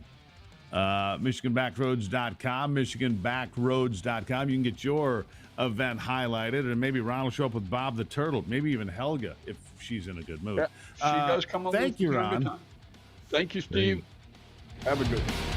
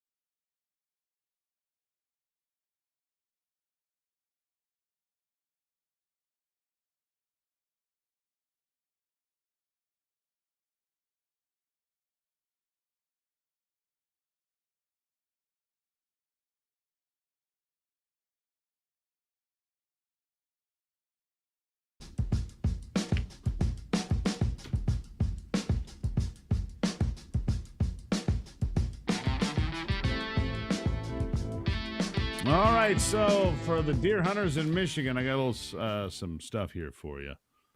But what I'm not clear about here, I'll get to it in a second. But I got the new rules for deer hunting. The DNR has unveiled the DNR, of course, run by somebody who knows very little about hunting. No surprise, right? Select lower peninsula counties will be enjoying an extended late antlerless firearm deer season all the way to the 11th of January now. And why not just make it the whole month?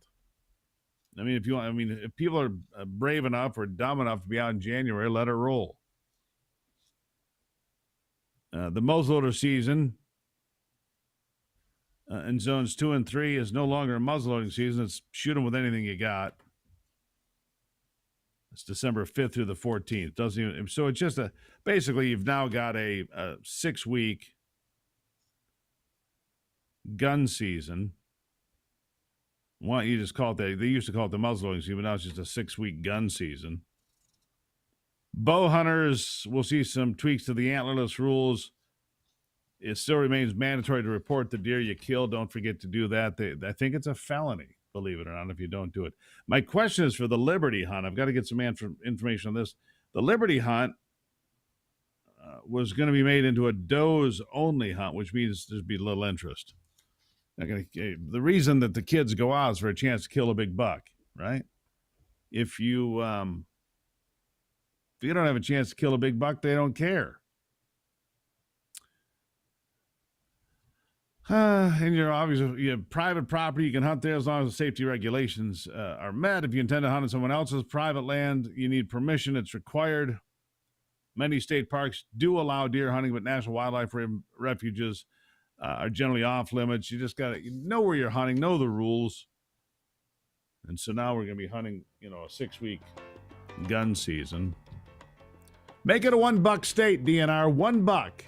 Any weapon. More does and $1. Get some big ones out there. Giants. Nah, they won't do it. I'll be back.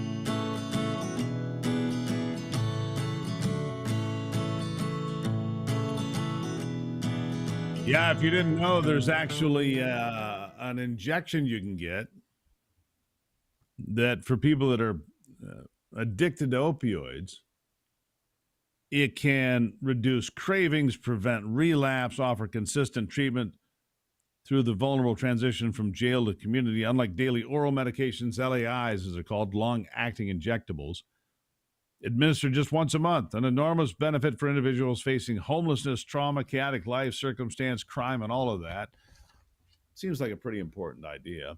And there's a way to pay for it, says my next guest, Matthew Saxton, the retired Calhoun County Sheriff and Executive Director of the Michigan Sheriff's Association. Sheriff, nice to see you here today. Good to see you. Thanks for having me this morning. Well, I appreciate it. We're getting a bunch of money. All the states are. There's been this opioid settlement, right? The big money, big funds. And oftentimes, sadly, and it doesn't matter who's in power, politicians will siphon those funds off for pet projects here and there. You say, listen, let's save lives. Let's do something right with the money from where it came from, the source, to go back to the source to stop this cycle of misery. Explain. So, some of the best opportunities to reach those addicted to opioids are in our county jails. We have individuals entering our county jails daily that are dealing with addiction issues, and a lot of them are dealing with opioid addictions. And the treatment for that can be costly. The long-acting injectables, the shots are around $3,500 a shot. However, they are one of the best opportunities for treatment for individuals with those addictions because of the long acting. They last up to 30 days. It provides an opportunity for an individual to not miss those daily pills and have a relapse.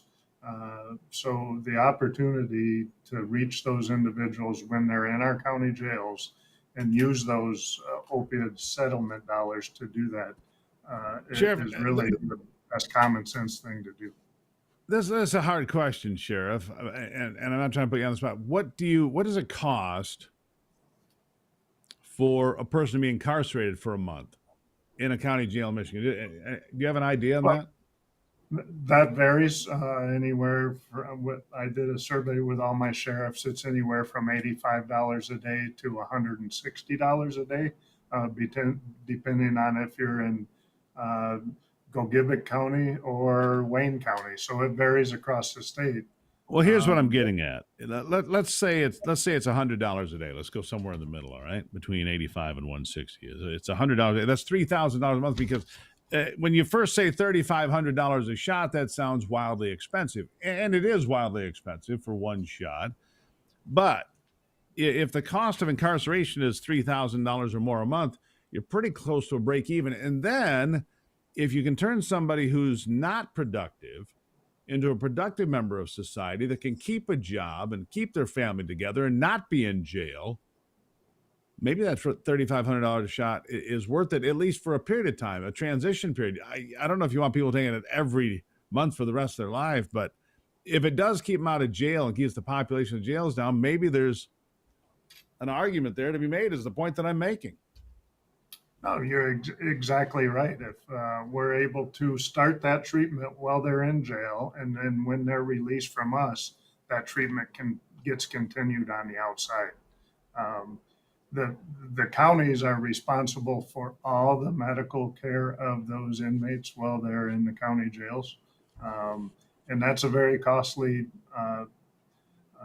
expenditure for the counties. If we're able to use these opioid dollars for the medically assisted treatment in our county jails, the counties will be able to save dollars to use it for other programming, whether that's for education, domestic violence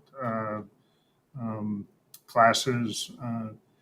It opens opportunities up to jails to best help those inmates, because for the most part, 95% of the inmates in our county jails are going to be returning to our community at some point in time.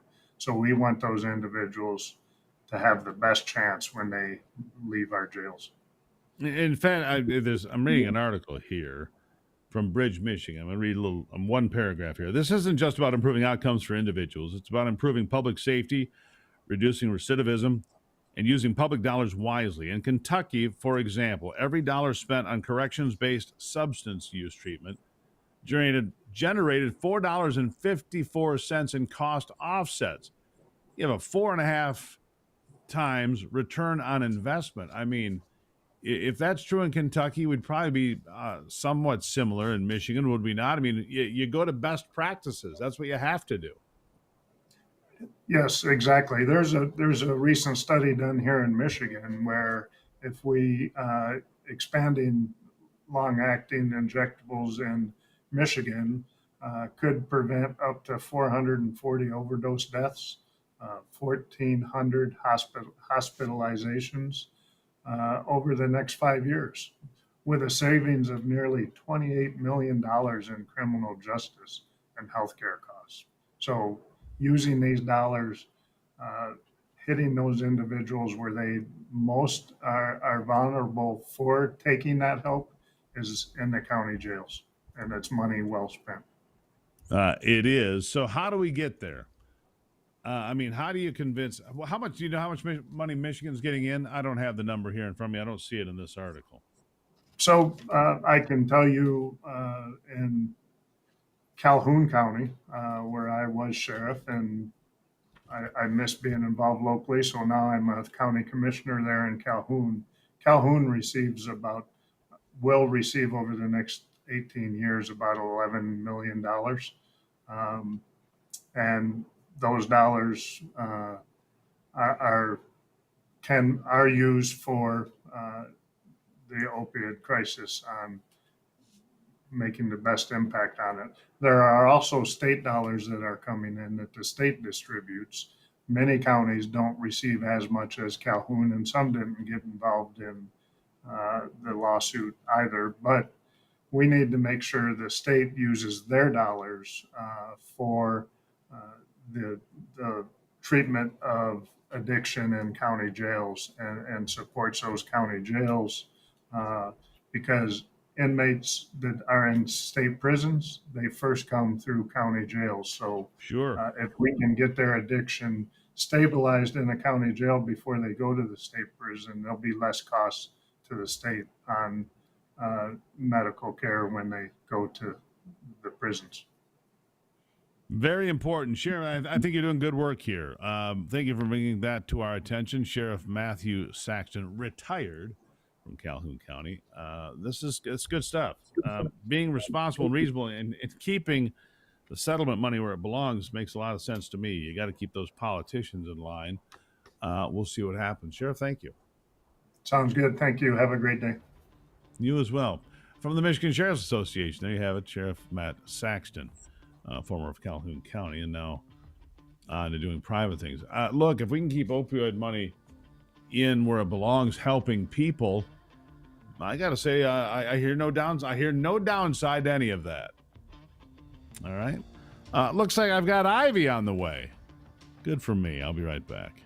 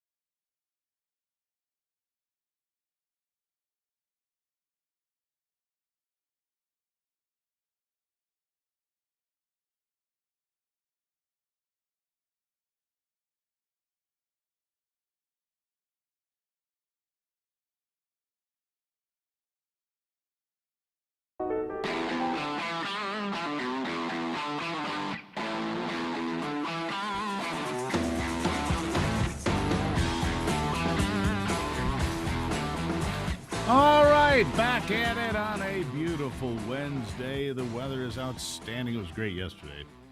We were out on the boat surfing, getting our vitamin D directly from God himself and this thing we call the sun. I got a little burned over the last couple of days. Not too bad. Ivy got a little red too, and she's here with me to show off that, seasonal color. Hello, Ivy.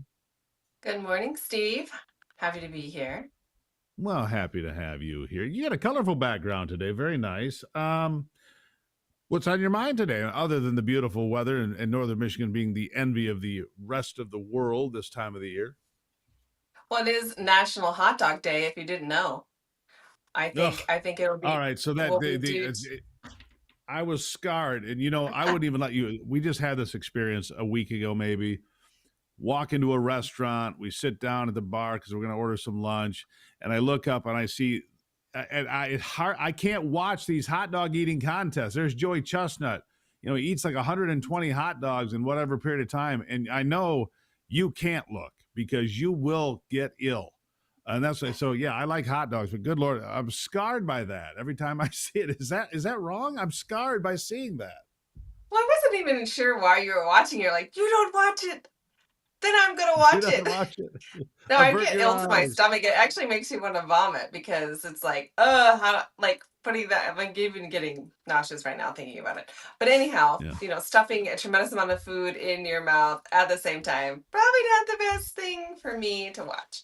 But anyhow, Yeah. it is summer is in full swing. What better than a nice grilled hot dog? I think that's what we'll do for lunch today. Celebrate National Hot Dog Day. And what about this world's oldest marathoner? I think I it's saw Pooja that. Singh. Did you see this? He's I saw the article. Tell the 114 years folks. old, and he's a marathon runner. This guy, How old? 114. Well, he was. Unfortunately, I think he got hit by a car, right? Crossing a He street. did. I mean, what a tragic ending to a guy who I believe started marathon running in his 80s. I think he was almost 90 years old, and got really popular because he smashed a lot of records for his age. And the poor guy dies in a car, getting hit by a car. I mean, how terrible. But But it I need is video though. very inspiring, I would say. I always say, age is just a number. You need to take care of your body.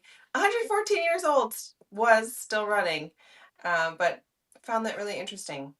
Are you going to be an I find that interesting too. 114-year-old marathon runner, Steve? Well, if I read the article right, he didn't. I want to see video proof. I guess I say he didn't start running marathons until he was 89, if I recall when I Yes, read correct. the article, something like that. Yes. Wow.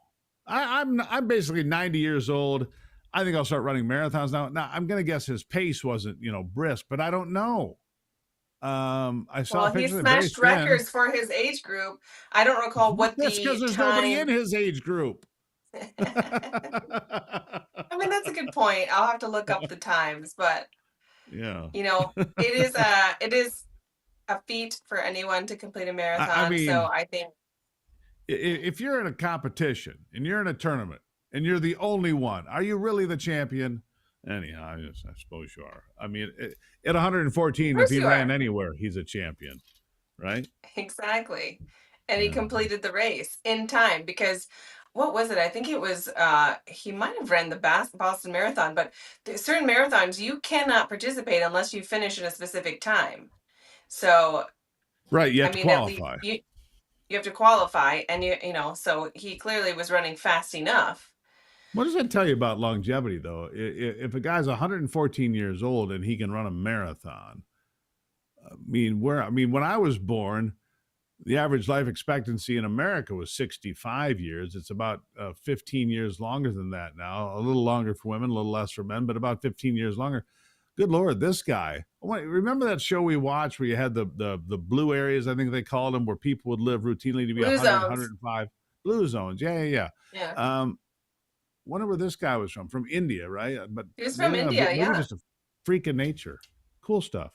That same show, actually, we're talking about a lot of folks from India who lived to be very old, and even in some ancient times living to be, 150, 200 years old. So who knows? I think, That's what they especially claim. Yeah. now with modern medicine, we could easily live into our mid hundreds if we take care of ourselves. And I think eating good foods and things like that are definitely can have better outcomes for living a long life.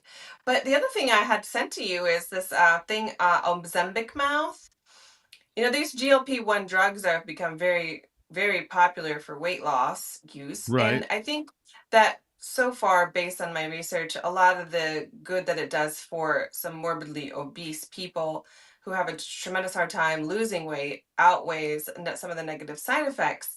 But the seems like the negative side effects seem to be creeping up more and more all the time, in terms of the list begins to expand. But so there's this it's called like Ozempic mouth Yeah. because Ozempic first of mouth. all, the Right. Go ahead. GLP-1 drugs cause nausea, sometimes nausea, vomiting, and diarrhea. So what it also does Lovely. is it dries out the salivary glands in your mouth. And so because of that, all of that dryness in your mouth is just a great place for dental decay to occur.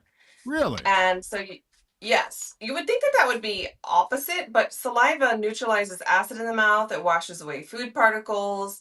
It remineralizes tooth enamel, and it protects against sugars in the mouth. So this GLP-1 keeps you from drinking a lot of water because you feel full and you don't feel thirsty. One. Right. And then two, it's also drying out your salivary glands. So it's like a double whammy. You're not drinking enough water, staying hydrated, and your mouth is very dry. So a lot of people are starting to have issues with periodontal disease and infected Well, there's your gums. warning for today. There's your warning for today. If you're on a GLP-1, take good care of your mouth. Yeah. Dr. Ivy Drink says so. lots of By the way, water, 2 to 3 yeah, liters a day. here's the saying of the day, Ivy. Food is medicine, and medicine is food. God bless America. Love you. Thank you for being here. Amen to that. Love you.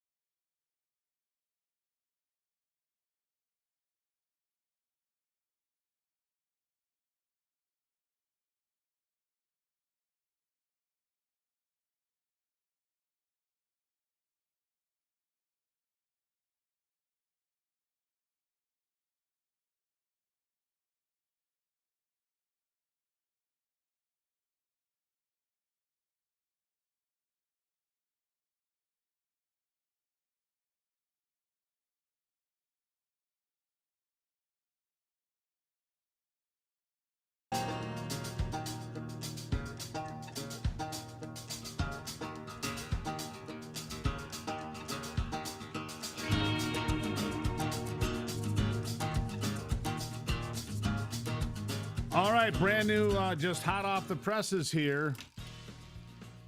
Winning again. This just crossed my desk. I should have seen it 10 minutes ago. Whatever. The inflation rate